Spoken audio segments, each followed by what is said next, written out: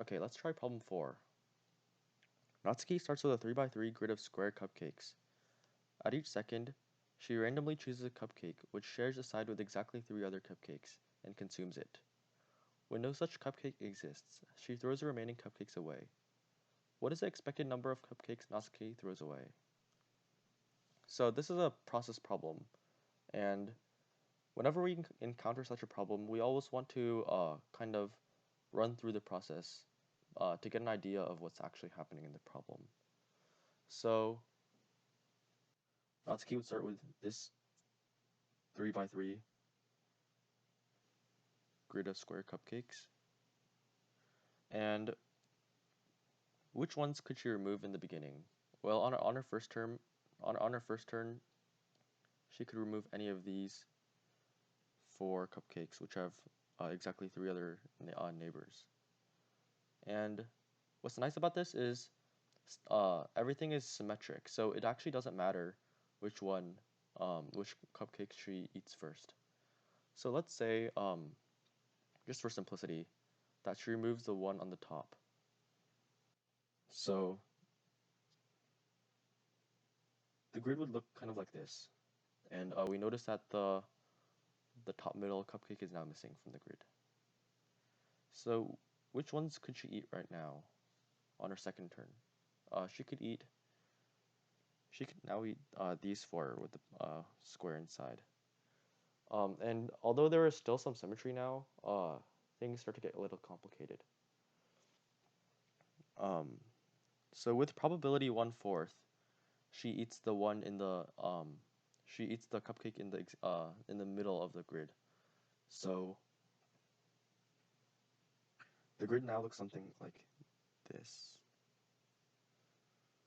So the 2 cupcakes are now missing, and in this case, which happens with probability 1/4, we're now done because every single cupcake in the grid remaining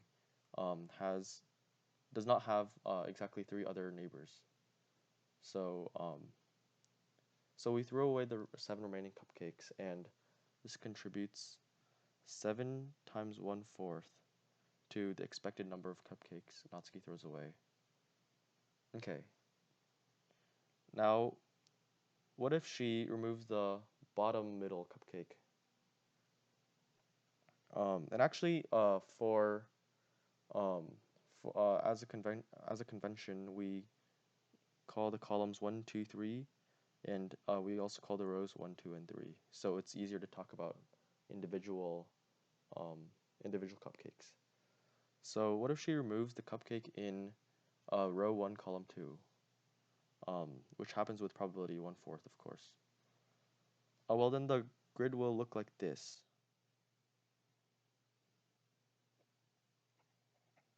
And notice that the cupcake we just removed is now gone. So the cupcakes we could now remove on the third turn are the one in row 2, column 1, and row 2, column 3. And again, by symmetry, it actually doesn't matter which one we remove. So let's just say we remove the one in row 2, column 1. So the configuration looks like this.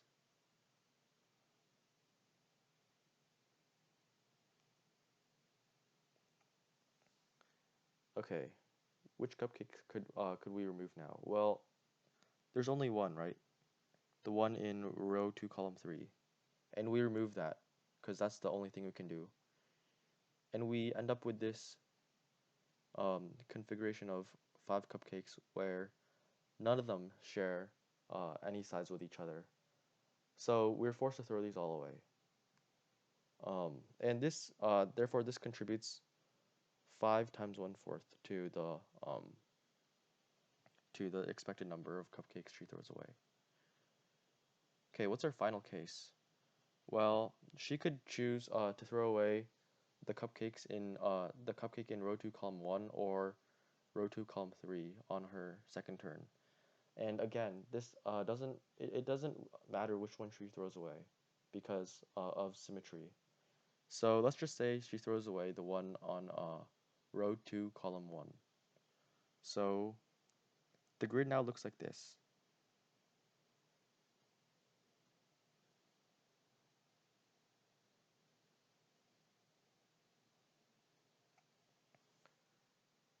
Oops. So again, we have symmetry along this diagonal, which is very nice. So which cupcake could she remove in this turn? Well, we find that these two are the cupcakes that she could remove, and um, they're actually symmetric, so um, it doesn't matter which one she eats. So let's just say she eats the one in row 1, column 2. So the configuration looks like this.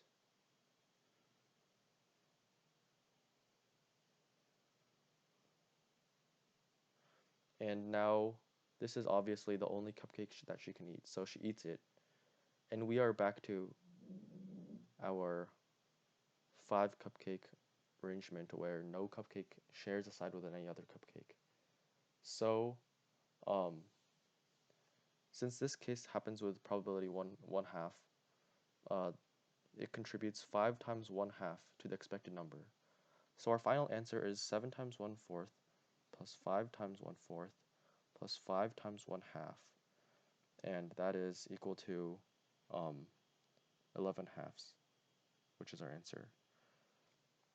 So whenever uh, so we solve this problem just kind of by running through all possible cases and taking advantages of symmetry along the way to simplify our calculation.